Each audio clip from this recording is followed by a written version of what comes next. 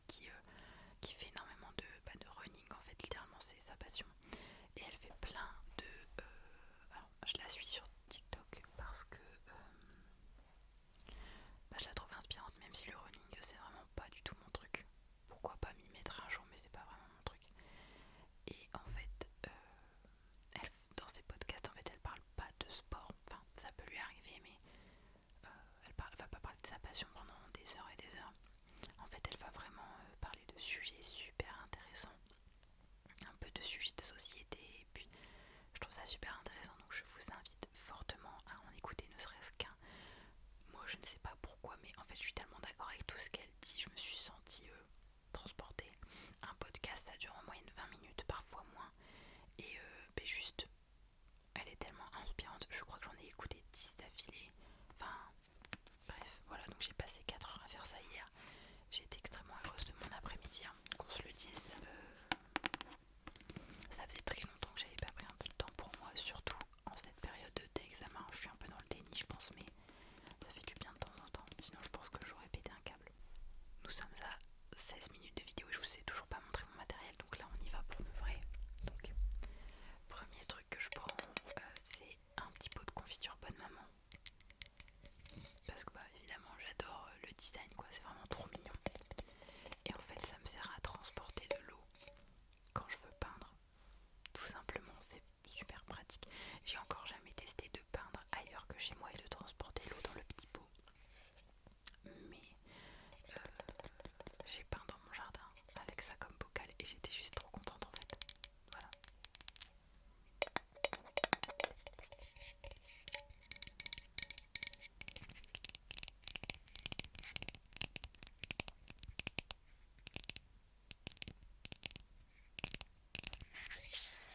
Voilà, je vais pas m'attarder 15 minutes là-dessus. Ça c'est... Alors, je vous montre ça, c'est un tote bag du Portugal qu'on m'a ramené en souvenir. Je le trouve trop beau, avec les effets un petit peu, vous voyez, comme du carrelage. Et du coup, quand je peins en extérieur, en l'occurrence, je me répète, mais j'ai peint pour l'instant que dans mon jardin. Mais je transporte tout là-dedans, c'est super pratique.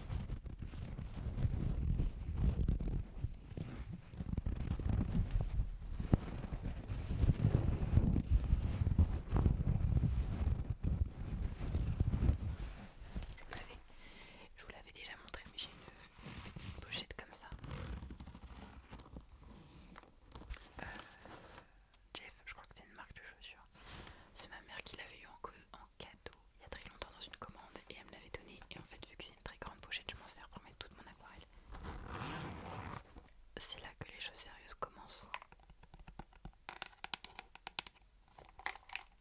On a ma première palette, enfin c'est la dernière que j'ai eue pour le coup, qui est une Winsor & Newton. Je pense sincèrement qu'elle fait partie des meilleures marques de peinture d'aquarelle. Donc ça c'est le Pocket Set, donc set de poche, parce que vous avez une petite gomme en mie de pain, vous avez un crayon de bois, vous avez un petit stylo, enfin un petit pinceau rétractable, et je le trouve de super bonne qualité. Vous avez 16 couleurs différentes, donc je trouve ça assez pour avoir une gamme, une large gamme de couleurs. Et vous pouvez aussi faire des mélanges, enfin je trouve ça super sympa. Voilà, c'est très chouette, j'adore. Je l'avais payé, je crois, genre dans les alentours des 35 € en solde sur Amazon, encore vraiment sur Amazon. Regardez souvent le matériel d'aquarelle parce que c'est en solde, il y a beaucoup de soldes. Ensuite, donc évidemment celle-ci est de très bonne qualité, je ne peux que vous la recommander. Celle-ci de chez Action, c'est toujours de la gamme Creative Artist. Donc la palette est très chouette, les couleurs sont mignonnes. Je vous l'avais déjà présenté mais je la remontre. Donc vous avez un petit pinceau avec et il a un petit cran comme ça pour pouvoir en fait faire sauter la palette et la nettoyer plus facilement. Parce que c'est vrai que la Winsor & Newton, je suis obligée de passer ma palette sous l'eau et de faire attention que l'eau n'aille pas dans les godets. Ensuite pour les fards, la seule chose que je trouve regrettable c'est qu'il n'y a pas de blanc. Les fards, là je les ai un peu usés, donc vous voyez pas par exemple ici c'est censé être du marron un peu plus froid. Là c'est du jaune pâle. C'est parce que souvent c'est quand je fais mes mélanges. Mais bon c'est vraiment pas dérangeant. Donc ça c'est du violet très pâle. Et il n'y a pas de blanc en fait. Et toujours avec le petit cran en fait vous pouvez venir enlever tous les godets et les changer, pourquoi pas. Donc en soi cette palette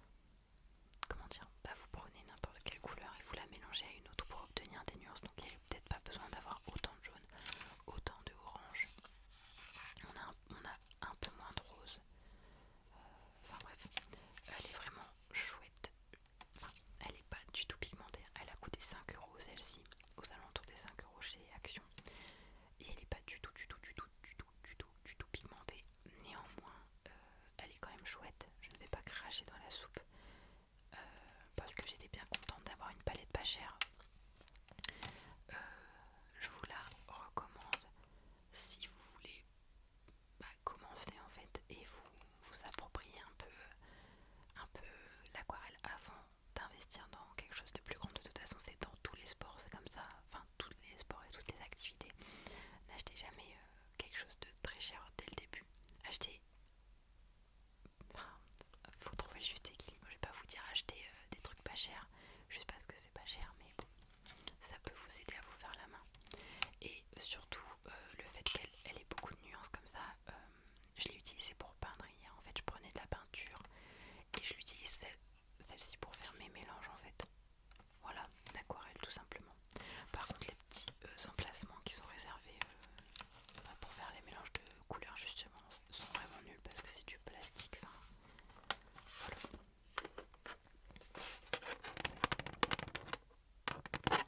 voilà pour cette palette là. Ensuite j'ai acheté des crayons Faber-Castell, c'est les Pit Artist Pens Black et en fait ça vous permet tout simplement de faire les contours. Vous avez ces 4 formats là et ça vous permet en fait tout simplement de faire les contours de ce que vous voulez dessiner, soit une fois qu'il y a l'aquarelle, soit avant de dessiner à l'aquarelle, c'est comme vous voulez. En tous les cas ce sont des crayons qui sont waterproof et qui sont très pigmentés, c'est de l'encre de Chine en fait. Et je l'ai utilisé notamment sur ma jacinthe et sur le nœud que je vous ai montré au début, donc vraiment très très chouette. Je vous conseille encore une fois parce que si vous voulez avoir un dessin qui est bien net avec des traits noirs etc, il faut un stylo spécial qui résiste à l'eau, autrement vous allez devoir dans un premier temps dessiner au crayon de bois et c'est pas forcément ce qu'il y a de mieux, mais bon voilà. Alors cela je ne saurais plus vous dire combien je les ai payés, peut-être une dizaine d'euros encore une fois en solde, mais pour moi c'était assez nécessaire parce que j'avais pas envie, je me voyais pas dessiner uniquement au crayon de bois. Mais j'ai du masking tape. Alors honte à moi parce que je sais que dans plusieurs vidéos j'ai dit du washing tape, washi tape, je sais pas. Quand j'étais petite en fait j'appelais ça comme ça. C'était vraiment genre période 2014-2015 quand on voulait être swag et tout. Moi j'appelais ça du washi tape. Bon, me demandez pas pourquoi. Donc c'est du masking tape, merci. Et ça c'est utile quand vous voulez faire des dessins et que vous voulez pas qu'ils touchent le bord. Quand vous faites des paysages, quand vous savez que vous allez vraiment peindre toute la page, c'est chouette, mais prenez-en un qui n'accroche pas. Voilà, parce que ceux-là, c'est ceux de chez Action. J'utilise d'habitude pour emballer mes papiers cadeaux, mais là j'ai pris ceux que j'aimais le moins pour l'aquarelle. En sachant que de toute façon après ça finit à la poubelle. Mais quand vous faites par exemple une planche comme moi j'ai fait, c'est pas du tout nécessaire en fait de mettre du masking tape puisque votre dessin de base il est déjà limité. Donc voilà. Ensuite, donc j'utilise un critérium basique pour passer dans un premier temps sur mes dessins et une fois que je suis sûre de ce que je fais, je viens dessiner à l'encre de Chine. Mais je vous conseille de venir gommer votre crayon de bois parce que sinon votre aquarelle elle va prendre la couleur du crayon de bois, elle va être un peu terne, elle va être noire, grise et c'est clairement pas ce qu'on recherche.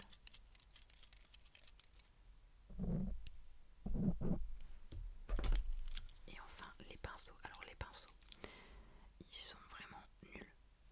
Voilà, je suis très honnête avec vous.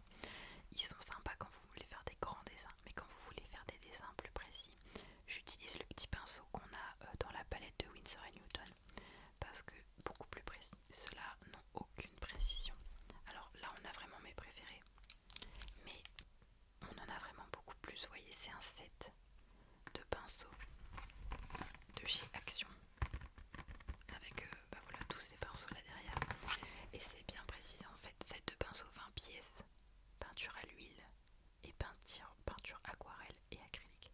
Ne jamais laisser la peinture sécher sur le pinceau, nettoyer avec de l'eau et du savon. Alors c'est à dire qu'il faut tout le temps remettre votre pinceau, en tout cas dans le bocal. Vous ne devez pas le nettoyer à chaque fois que vous mettez de la peinture dessus, mais moi je nettoie après, même quand ma peinture est sèche, je nettoie avec du savon de Marseille en bloc, vous savez, du vrai savon pur. Et ça nettoie